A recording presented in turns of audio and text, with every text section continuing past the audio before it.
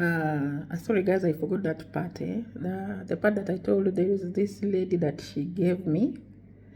Nikamtafutia sponsor akamleta nyumba ya kazi ya nyumba.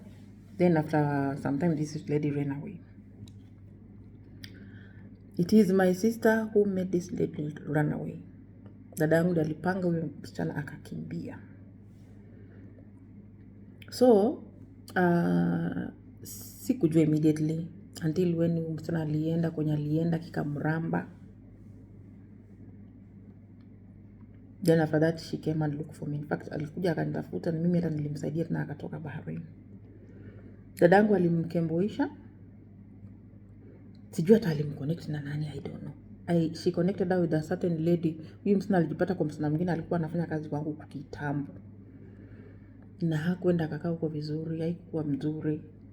Kumbuka dadangu amemkemboisha in the name of anaenda huko nje atapata kazi mzuri. But whatever she went outside there and got was totally different. So this lady gave me the story now after ameenda nyumbani. Kwanza alienda akakaa muda mrefu sana. So one day I posted my picture Facebook na aka comment, then she came in my inbox. The same lady that my sister helped run away. The same lady that my sister begged me to look for her a sponsor to bring her to Bahrain so that she wanted to work. Aliniambia akuna madini mingi sana. In fact, my sister told me that the lady is having like 2 million debt loans Kenya women. Like she cannot choose any job. Atakuja afanye kazi yote aweze kulipa deni lake. Ndio maana nikamtafutia huyo sponsor akampatia visa and the ticket. Na akakuja, that one was a direct connection which I didn't even like I didn't get anything from that. I just helped her because I was helping her because of my sister. So this lady one day she inboxes me na akaniuliza kama naweza mpatia connection kwenye niko. Then I just told her, lakini mbona wewe ulikubali kudanganywa Bahrain? Just like that, when I was not even sure that it happened like that. So nikamuuliza mbona wewe ulikubali kudanganywa Bahrain? Na mwenye alikudanganya Bahrain akakaribia maisha ndio maisha yake inaendelea, ako sawa, ako kazi, anafanya vitu zake, anapata pesa, mbona alikudanganya? Akaniambia ilikuwa long story. Then I was like, nikamwambia mimi roho yangu iliniambia ni yeye amekutorokesha kwa sababu wewe hii ni mara yako ya kwanza kusafiri kwenda nje ya nchi, you don't know anything. But yeye anajua hizo stories kwa sababu yeye ameisha kitorokesha watu hata huko Qatar. That was what she was doing. Akasema yeye alidanganywa. Kwanza hii story ilianza hivi kabla hata akuje nyumbani. I mean akuje Bahrain kufanya kazi. My sister alikuwa akipeleka watu Qatar. I don't know if alikuwa anapeleka watu ama ni uongo, I don't know. Akapatana na udem na akapromise akaambia udem, mimi niko na kazi za Qatar za wanaume, sio ni kazi za nini? And I want men. Nataka wanaume kadhaa. Commission ni this amount of money. Then udem akaenda kachini na bwanake, wakaelewana na bwanake, wakasema bwanake aende kazi. Kwa sababu ile situation yenye iko Kenya, mimi watu mnajua Kenya ni ngumu. Na hakuna mwenye atasikia deal ya kazi iko mahali na kweli akataka kwenda kazi. So these people sat down and they decided that the husband should go and work. Wakaenda wakamwambia dadangu akasema yeah, hizo chances ziko. Na akasema anataka deposit down payment ya 30,000 which these people paid her. So ikakuwa tu ni vutana panda shuka kuvutana, so hakuwahi wapeleka mahali. Paka vile nilianza process yake kuja Bahrain, ndiye akaambia dadangu, mimi dadangu akona makazi mingi Bahrain, atakuconnect bla bla bla, unaona. So huyu msichana akakuja Bahrain, hakuwa anajua anakuja kufanya kazi kwa nyumba. No, my sister alimdanganya anakuja kufanya kazi mzuri yenye anakuja kulipa 150,000 Kenyan money. Una get? Yeye anaambia huyu msichana, na mimi ananiambia huyu msichana hana shida, achagui kazi, anataka tu kazi yote bora akuje aweze kulipa loan yake na akuje aweze kusaidia familia yake, like she's having 2 million loan sijui ya Kenya women sijui ya nini. Na huyu msichana naye anaambiwa anakuja kufanya kazi 150,000. Ameambiwa loan yako utailipa na mwaka mmoja pekee kutoka mwanzo kulipa loan yako. So the lady comes to Bahrain, namchukua, the next day nampeleka kwa nyumba. Kumbe alimtext akamuuliza wewe ni aje, kwani kunaenda aje? Mimi nimekuja Bahrain, nilikuwa nakujua nakuja kazi ya kwenda kufanya nje and the salary was 150k. How comes nakuja na hii salary? By then alikuja na salary ya 120. I remember by then it was a salary of 120, around 36,000 kwa rate ya wakati kama 38. That difference. Naye ameambiwa anakuja kazi 150. Ndio dadanga akamwambia usijali, wewe fanya kazi hapo 1 month, nitakuchorea ule utapata hiyo kazi ya huko nje. So after 1 month relationship to pap, that time when I told people that I was talking to the lady that connected me to the ladies madam that connected me to that sponsor, alikuwa ashamtumia mpaka taxi. I don't know how. Dadanga kwa mazata hata 2 months Bahrain, but alishajua my sister alikuwa ashajua kitambo vile anaweza connect mtu atoroke kwa nyumba. Something I've never done for the 7 years that I've been Bahrain. Sijawahi torokesha mtu. Nilikuwa napeleka watu huko, ndio watu wakipata shida na masponsors wao, nilikuwa ndani na solve. Vikata tunatumia njia yenye inafaa. Akamtorokesha, akamwambia nitakumpatia kazi ya 150,000 huko nje. That lady went outside there and she suffered. Huyo msichana aliumia yenye mpaka alirudi akani-unblock. Juu alikuwa ameshani-unblock, akani-unblock, akaanza kuniambia niafanye aje. And by that time now the madam, huyu madam wa huyu rafiki yangu huyu sasa, madam wa Jen, ambaye yeye ndiye alifanya tukapelekea dada yake msichana wa kazi ya nyumba, amenipeleka mbio. Msichana ametoroka, she needs the money for visa and ticket, ananipeleka mbio. Whenever ananithreaten sasa mimi na huyo best yangu huyo Jen. And by the way, all these things zilifanya mpaka hata nikakosana na huyo rafiki yangu Jen, kwa sababu tulikuwa tunajua nini ilifanyika. So the madam was blaming her, and for Jen thought that it's me who made this lady run away, which is it was not me, it was my sister.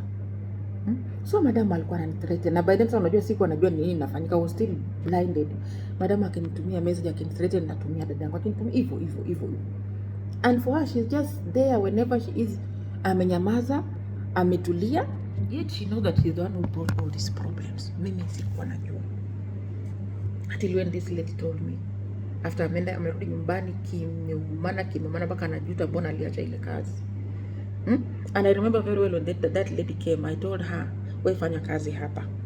Fanya kazi huku Bahrain ni kuzuri, unaweza fanya kazi after like a year, or hata ukimaliza contract yako you are free to get another job. So vile akaanza complain, sijui madam anafanya wewe ngani, kaambia no problem. What you do?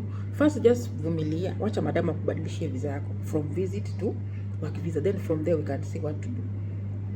Utareleasiwa tu kwa sababu si ule Topesa si alikuja na akakuwa released, so you can just be released, then you go and look for another job. Alidanganywa na mwenzake. This is someone I call my sister. So this madam is threatening me left, right, center, unajua mpaka anasema ataniripoti. So mimi hiyo that yani hiyo tu short time nilileta my sister in Bahrain. Mimi nilikuwa nakaa Bahrain kama yani tu chonjo kwa sababu I don't know what would happen. Something that never happened for the 6 years that I was there without her.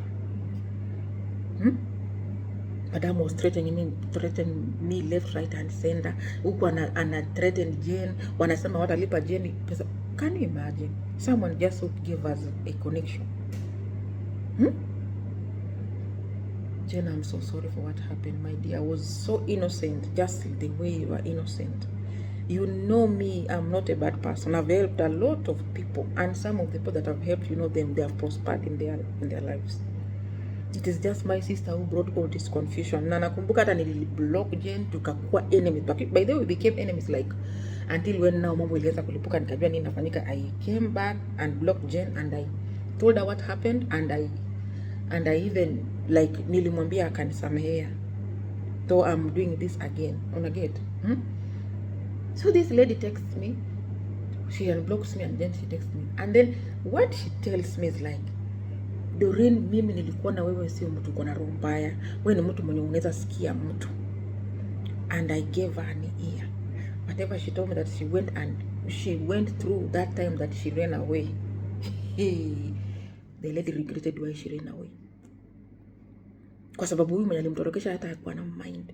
Yeye alimtupa na akamtupa, na that was all. This lady suffered. This lady suffered. So amefika mahali amegonjeka, kuna shida zote, anataka kuna nyumbani, she cannot even go home. Sasa lazima na passport ilibaki kwa madam. lazima nitafute vile nitaongelesha madam ndio ampatie nini passport. So this lady asks me if at all she can go to the police asaidiwe. And for me deep down in my heart nilikuwa najua akienda kwa polisi hatarudi. But what I wanted just to clear is that I just wanted her to go there so that akibakia huko madam ataitwa na madam atajua kweli mimi siko na nia mbaya na wala sikutorokesha msichana. Unaona? And that's what happened. The lady went to the police kwenda ku report and she remained there. Because already visa yake ilikuwa imeshachapa, ako overstayed Bahrain. Alibaki huko, madam akaenda wakafanya kesi zao. The lady ikakuwa sasa anafaa Bahrain walipiangi mtu ticket. Ikakuwa sasa madam alete passport, the lady should go back home. Sasa who is supposed to bring the money for the ticket? The ladies people, familia yao ina msichana. So wakaanza kupiga simu. Nakumbuka hata I talked to the brother of this lady. Nilimwongelesha vibaya sana kwa sababu mimi sikujua nini imefanyika. Anaitwa nani huyo mwanaume? I forgot his name, but the brother of Adi. Nakumbuka nilikuongelesha vibaya sana kwa sababu for me also nilikuwa na hasira sana. For me I thought it is your sister who did it by herself, but I came to realize that it is my sister who messed everything up. I'm so sorry. I'm so sorry I acted like that. Even the sister to Adi, while you're talking to me, nilikuwa anyway, but I hate to kuwa na mauchungu. Because for me, I didn't know what conspired between them. I didn't know. Mimi yenye najua ni mtu nililia nimtafutie kazi na nikampatia kazi na akatoroka. That's what I knew. For me, I didn't know that there was something behind. Yani kulikuwa na kitu kilikuwa imefanyika between hao na my sis. Unaona? So the person to be blamed here is my sister. My sister is the problem. Okay? So kama hata niliwahi kuongelesha ndugu ya Divi vibaya ama niliongelesha Divi vibaya, it was out of the anger that I had. I helped your sister from a good heart. I didn't benefit anything from helping her. Only for her to come now and to put me in shit. Mimi nilikuwa nikiona strange number inanipigia simu sikuwa na shaka, nilikuwa najua ni madam. All in the name of my sister. My sister, I don't know. So for her she is somewhere anaendelea na shughuli zake. For you at home you don't even know where to go, what to do. It is so bad. It is so bad. If you can't connect someone somewhere na umechukua pesa zake, just refund. For me, I was refunding people money. People would give me money for visas and it doesn't go through. I would refund them. Na sikuwa naona kama ni ama sikuwahi kufa. I never died. Hii pesa hii italetea watu shida, by the way. So if niliongea vibaya kwa ndugu ya Adi, dada ya Adi, I've forgotten your names. Ndugu ya Adi, dada ya Adi, Jen, I'm so sorry my dear, it wasn't my wish. But now we know where the problem came from. Next time Adi, don't repeat that. If you'll be connected anyway, mtu asikudanganye kutoroka. It's not always the solution.